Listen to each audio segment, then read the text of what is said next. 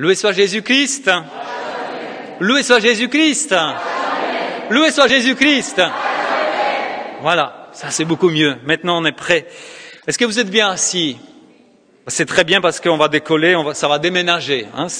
La parole de Dieu déménage toujours.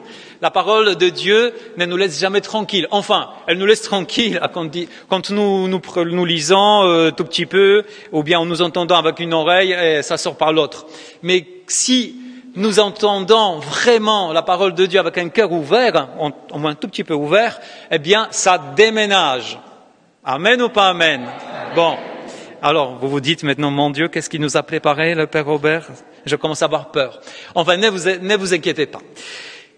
Au contraire, en lisant tous ces 4 lectures, ces 4 fragments qui sont tirés de la Bible, parce qu'on a entendu 4 quand même, je me suis dit, il y a quelque chose, parce que je pourrais vous prêcher sur chaque de ces 4 fragments et ça prendrait 1 heure pour chaque, mais c'est pas ça le but. Parce que vous savez que la parole de Dieu, quand nous entendons, le Seigneur nous parle à travers et cette parole, elle s'adapte toujours aux fonctions de ce que nous vivons. C'est comme ça au niveau personnel, mais aussi au niveau sociétal, au niveau mondial. Et il y a une parole, notamment, qui m'a touché, mais très fortement, à tel point que quand j'ai préparé cette homélie, cette messe, et il y a déjà presque 1 semaine, j'ai lu pour la première fois. En fait, déjà le premier jour, quand j'ai lu ça, il y a cette parole qui m'a vraiment rejoint, qui se trouve dans la première lecture tout simplement aujourd'hui. Et cette parole commence avec la phrase « Il n'y a pas d'autre Dieu que toi qui prenne soin de toutes choses. » Waouh! Et je crois que ce que nous vivons aujourd'hui au niveau, je partage avec certains parmi vous, je vois quand on ouvre la télé, encore hier, la cathédrale des Nantes a brûlé, etc. On voit tous ces malheurs, on voit tous ces besoins, on voit toutes ces souffrances, que parfois on s'est dit, mais est-ce que Dieu est là? Est-ce que Dieu existe vraiment? Eh bien, s'il existe vraiment, est-ce que c'est un Dieu bon? Pourquoi il permet toutes ces choses-là? On est un peu, voilà, avec nos masques en plus, avec notre virus qui se promène au milieu de nous, etc. Enfin, on s'est dit, mais alors, est-ce que ça sert à quelque chose de croire en Dieu? Et en fait, cette phrase, elle est extrêmement puissante parce qu'elle nous rappelle une des choses la plus importantes de toute la foi chrétienne. Notre Dieu, mon Dieu, prend soin de moi. Il prend soin de ma vie. Il prend soin de notre monde. Malgré tout ce que nous pouvons voir et entendre, ça c'est une parole qui nous rappelle que par-dessus tout, par-dessus tout ce que nous vivons, voyons, entendons, nous avons un Dieu qui nous aime et que la souffrance que nous pouvons vivre n'est pas étrangère à lui. Ça me fait penser à cette parole, vous savez, dans l'Ancien Testament, encore une fois, quand il y avait le peuple hébreu qui s'est trouvé en Égypte sous le poids de l'esclavage, ils étaient exploités, on les a maltraités, on les a demandé de travailler plus que possible. Eh bien, quand Dieu apparaît à Moïse dans le buisson ardent, Dieu dit une parole très très très forte. Il dit « J'ai vu, oui j'ai vu, j'ai entendu les cris de mon peuple ». En fait, Dieu n'est pas sourd à nos appels. Dieu n'est pas sourd à ce qui se passe avec notre vie. Et ça, c'est vraiment un message incroyable. Dieu, c'est le titre de mon message, de cette homélie aujourd'hui, c'est « Dieu prend soin de toutes choses ». Amen ou pas amen? On va répéter tous ensemble, parce que c'est la parole de Dieu. Dieu prend soin de toutes choses. Répétez ça à la maison pendant ces jours encore au moins 20 fois. Bon. Alors maintenant, alors vous allez me dire, oui, mais c'est vous tirez une petite phrase, mais non, quand même, Dieu, c'est pas vraiment ça. Alors je voudrais vous quand même citer une autre phrase. Alors, en plus, certains qui disent, ouais, c'est l'Ancien Testament, c'est le livre de la sagesse. Ouais, mais le Nouveau Testament, c'est différent. Alors Saint Pierre, dans sa première lettre, dit presque la même chose. Il dit, déchargez-vous sur lui de tous vos soucis, puisqu'il prend soin de vous. Presque la même chose, incroyable, puisqu'il prend soin de vous. Et encore, il y a encore une autre citation, parce que je voyais la parole de Dieu, elle est importante, c'est bien qu'elle puisse, parce que nous, on fonde pas notre vie sur les paroles humaines, on fonde notre vie sur la parole de Dieu, et Dieu qui dit dans le livre de Jérémie, moi, je connais le projet que je forme à votre sujet, projet de paix et non de malheur, pour vous donner un avenir, une espérance. Des projets de paix pour vous donner un avenir et une espérance. Alors si vous vous dites, ah oui, tout est foutu, on ne sait pas ce qu'on va faire, qu'est-ce qui va se passer au mois de septembre, on nous annonce déjà, ça sera une apocalypse au niveau travail, économique, la politique, etc., on n'est pas content. Enfin, tout cela, c'est bien de s'en occuper, mais par-dessus tout, vous citez une parole de Dieu, c'est important. Voilà, des projets de paix pour nous donner un avenir, une espérance. Voilà. Et cette parole, mystérieusement, quelques versets plus tard, Dieu dit quand même qu'est-ce qu'il faut faire pour arriver à ça, qu'est-ce qu'il faut faire pour que ces projets de paix, etc., puissent s'accomplir dans ma vie. Dieu dit, conclut avec ça, recherchez-moi de tout votre cœur. Recherchez-moi. Parce que ça c'est le premier danger dans notre vie, le premier problème, c'est que Dieu parle, Dieu annonce, non, c'est dire, ah oui, c'est quand même pas mal, c'est bien ça. Mais après, on fait rien. Enfin, je veux dire, on reste passif. Mais c'est pas ça. C'est-à-dire, Dieu, il dit bien là, dans la parole de Dieu, il dit, recherchez-moi de tout votre cœur. Quand on dit recherchez-moi, allez, quand un enfant qui se perd, le maman, peut-être le papa aussi, vous êtes à la plage, les enfants, ils étaient près de vous, d'un seul coup, vous ne les voyez plus. Ah ben, vous n'allez pas rester là, oui, tranquille, cool, il est sage, il va se retrouver. Mais non, vous dites, mais non, peut-être il est en train de se noyer, peut-être il y a quelqu'un qui l'a kidnappé, je vais le chercher. C'est normal. Je pars à sa recherche. Mais c'est la même chose, c'est Dieu dit, quand Dieu dit, recherchez-moi de tout votre cœur, tu pars à sa recherche. Tu ne laisses pas dans ton fauteuil tranquille, ouais, on va voir si cette parole, Père Robert a dit, mais bon, on va voir si ça s'accomplit. Pendant ce temps-là, je fais rien. Donc c'est la première chose, recherchez-le, cherchez-le. De quelle manière chercher Dieu? Justement, ouvrez la Bible, ouvrez la parole de Dieu, cherchez une bonne prière, regardez un bon film chrétien, écoutez une bonne musique, cherchez un bon message, pas seulement les messages catastrophiques qui nous parlent toujours, ouais, c'est nul, ce monde va à la perdition, je sais pas quoi. Enfin, cherchons Dieu, sans abandonner le monde. Deuxième point, vous allez me dire, bon, très bien tout ça, mon père, mais moi, dans ma vie, en fait, vous dites, oui, le projet de paix, etc., un avenir, mais moi, j'ai vécu de telles choses horribles, c'est tellement fort que je me demande depuis si vous dites que Dieu est bon, mais moi, je crois pas. Franchement, ce qui m'est arrivé, je crois pas. Il y en a pas mal de gens comme ça. Peut-être qu'il y a parmi vous, il y a des personnes là qui vivent des choses, qui ont vécu des choses très, très difficiles. Peut-être ceux qui nous écoutent en ce moment. Vous dites, mais non, mais autrefois, je croyais en bonté de Dieu. Aujourd'hui, je crois encore en Dieu, mais franchement, que Dieu est bon, ça je sais pas. Hein. En fait, et du coup, vous dites derrière cette question, c'est que vous dites, il y a une autre question qui dit, mais pourquoi le mal? Pourquoi Dieu a permis le mal? S'il est bon, alors pourquoi il a permis le mal? C'est une question très ancienne. Elle est tellement ancienne que quand vous ouvrez votre Bible tout au début, la question du mal, pourquoi Dieu a permis le mal, se présente déjà sur la 4e ou 5e page de la Bible, tout au début. Pourquoi le mal, si Dieu est bon? Eh bien, il y a des réponses. Toute la Bible, après la parole de Dieu, si vous suivez un peu toute la Bible, en fait, elle vous montre, elle répond petit à petit à cette question, à plusieurs reprises. À chaque fois, Dieu, à travers la Bible, à travers ses écrits, il montre qu'il, malgré tout, il est bon. Malgré tout ce qui se passe, il est toujours un bon père qui prend soin de ses enfants. Et il n'est jamais un père méchant, il n'est jamais un Dieu qui envoie des foudres du ciel pour nous punir pour nos fautes. Il est toujours bon. Et même quand ses enfants le quittent, qui sont infidèles à lui, qui l'oublient, même ces enfants-là, enfin ces personnes-là, en fait, lui, il est toujours tourné vers eux. Il est toujours à la recherche.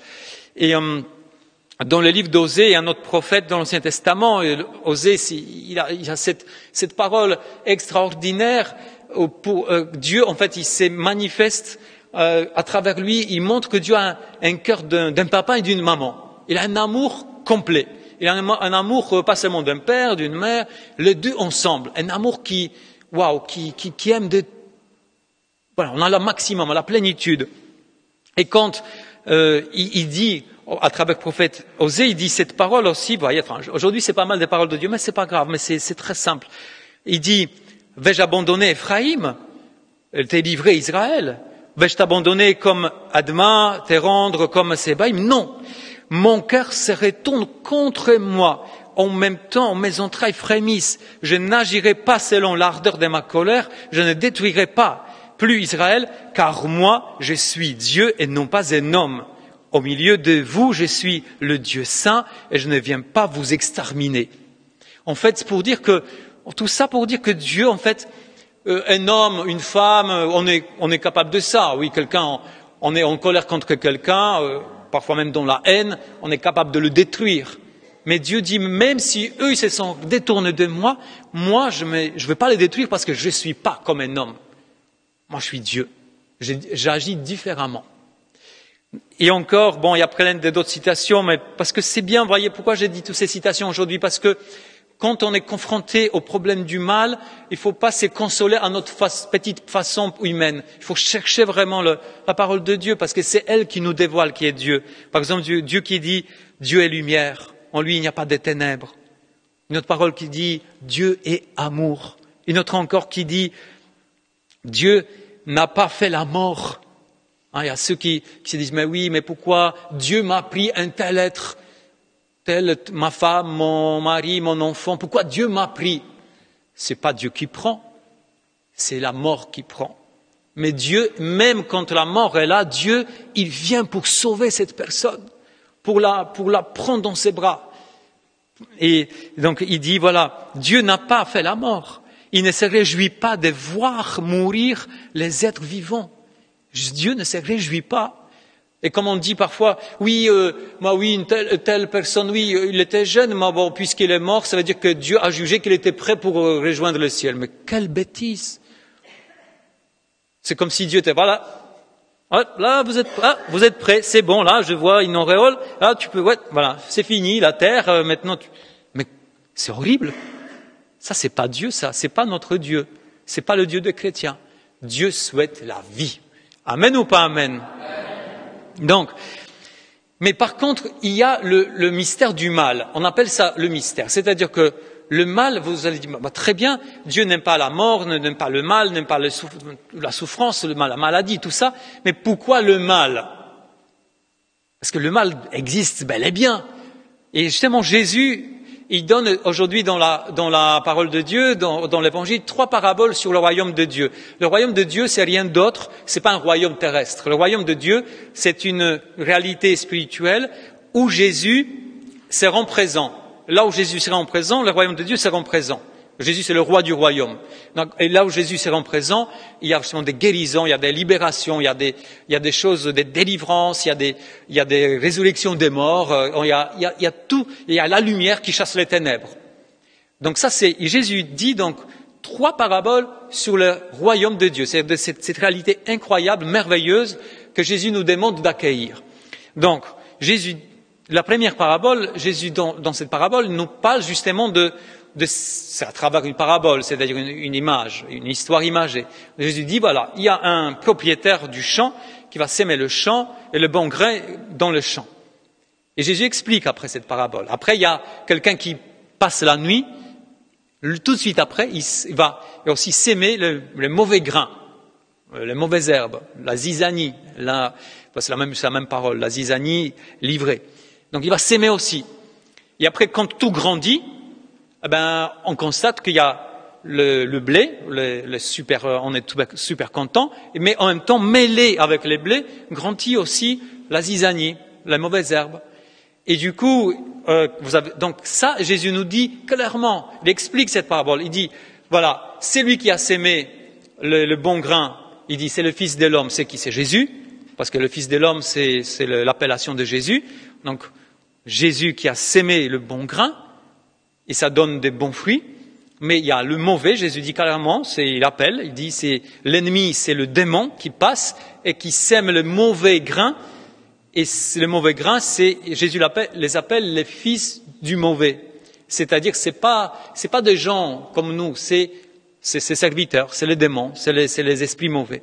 Donc tout ça, en fait, Jésus dit, mélangez avec le bien, et depuis tout départ, au bien se mêle le mal. Et quand les serviteurs disent, bon, on est capable, on va arracher les mauvaises herbes pour que le blé, juste le bon pousse, ben le propriétaire dit non, non, non. Parce que si vous faites ça, ben le risque c'est que vous allez arracher et le bon et le mauvais. Parce qu'ils sont trop jeunes, ça est en train de pousser, ça est en train de grandir. Et du coup, par contre, le propriétaire dit, par contre, à la fin, quand il y aura le moment de cueillir le fruit, alors là, vous allez faire votre travail. Et Jésus explique encore, il dit, bah là, c'est important, le serviteur, c'est qui? C'est des bons anges qui veulent faire le bon ménage. Mais Dieu dit, non, non, non, on va faire pousser tous les deux ensemble jusqu'au jugement. Qu'est-ce que ça veut dire? Pour nous, ça veut dire quelque chose d'important, que le mystère du mal qui est là au milieu de nous, dans notre vie, ce mystère du mal va nous accompagner malheureusement jusqu'à la fin de notre vie, par des manières différentes. Mais attention, Jésus dit bien, cette parabole, c'est la parabole du royaume. C'est-à-dire que la parabole, c'est une histoire pour dire que lui, il vient avec son royaume, avec sa présence au milieu. Eh bien, les deux autres paraboles, Jésus a dit aussi, parlent du royaume.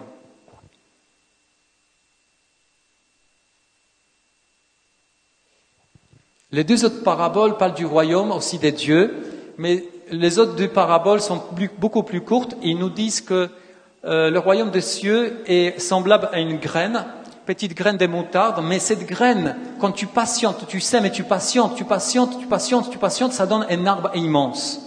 Et pareil, il a dit aussi, comme une femme prend un peu de levain, qui va le cacher dans la farine, ben, les femmes, voilà, et le monsieur qui cuisine, encore aujourd'hui, j'espère, hein, vous n'achetez pas tout dans les grandes surfaces, la nourriture toute faite, la malbouffe, comme on dit, mais vous cuisinez aussi, eh bien, vous mettez un peu de levain, et en fait, tu patientes, tu travailles, tu patientes, et mystérieusement, la farine simple, en fait, un peu d'eau, un peu de levain, ça se transforme, ce n'est plus la farine, ça donne quelque chose, et ça gonfle.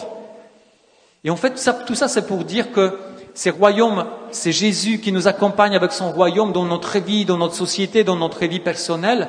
En fait, il faut patienter aussi. Et donc, regardez ça. Alors, je vais appeler les deux futurs baptisés tout de suite, David et Jorik, venez ici devant moi. Il faut que vous soyez mes assistants. Parce qu'ils se préparent au baptême, hein, ce sont deux adultes.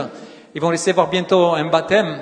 Ils devaient être baptisés à la fête des Pâques, mais voilà, vous avez vécu comme nous tous, les confinements, donc on n'a pas pu faire. Je voudrais bien mettez-vous là sur les côtés, il faut que vous regardiez bien, parce que c'est une histoire pour vous, pour nous tous, mais aussi pour vous. Parce que même avec le baptême, même quand on est baptisé et Jésus vient en personne se joindre à nous pour enlever le péché originel, pour nettoyer tout notre cœur, pour nous arracher des royaumes des ténèbres et pour mettre dans le royaume des lumières, même avec le baptême, bien, on sera toujours confronté au mal et à la souffrance. Donc, qu'est-ce qui se passe?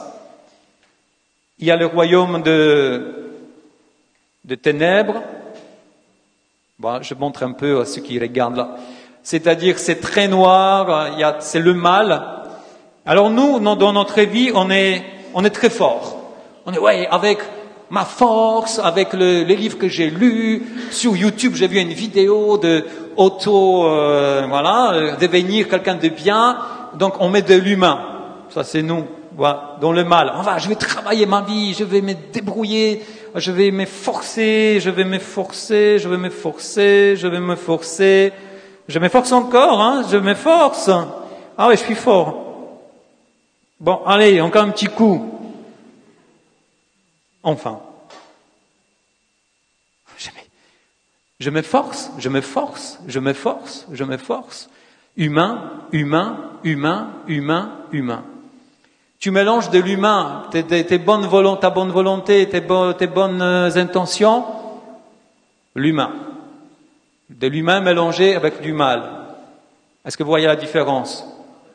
Pas tellement. Et vous avez raison. Donc, ceci dit, de l'humain, c'est important. Encore une fois, de l'humain, ça doit travailler. On ne doit pas être passif. Par contre, pour le mal, pour le mystère du mal, on a besoin d'un ingrédient extérieur à l'humain. Et c'est pour ça que Jésus insiste sur le royaume de Dieu, sur sa présence au milieu de nous. Jésus qui vient. Enfin, c'est pas Jésus, c'est pas Gnosti, hein. C'est un ingrédient mystérieux, c'est Jésus. Donc, si vous invitez, comme dit la première lecture, cherchez Dieu de tout votre cœur. C'est-à-dire, cherchez-le, accueillez-le. Prenez à l'intérieur de vous, invitez-le dans votre cœur, invitez-le dans votre vie, dans votre famille, dans votre société. En attendant, on va voir. Voilà, il se passe quelque chose, mais il faut patienter. Jésus dit, voilà, patientez. C'est pas tout de suite, ah, j'ai accueilli Jésus, maintenant je dois être complètement nouveau, mais ouais, je souffre encore, il y a encore une maladie, alors Jésus c'est nul. Non, non, non, non, non, non. Tranquille. Jésus est à l'œuvre. Amen ou pas amen? Jésus dit, voilà, il y a ces graines de moutarde, il faut patienter. Il faut patienter. Ah ben, tu vas patienter. Tu vas tenir bien haut pour que tout le monde voit. Tu vas patienter. Tu vas patienter. Et toi, David, tu regardes, hein, parce que vous êtes tous les deux, vous serez baptisés. Donc, cette leçon. Ah, qu'est-ce qui se passe là? Montre bien là, dans l'autre sens. Il y a quelque chose qui se passe. Jésus est en train d'agir quand même. Ah oui, incroyable. Mais encore il agit, mais c'est progressif. C'est progressif, c'est pas tout de suite. Et ça, c'est l'image. Si Jésus était aujourd'hui dans notre monde, je suis sûr qu'il aurait pris ça, ce que je viens de prendre, la bétadine jaune et une pastille de chlore pour purifier nos piscines.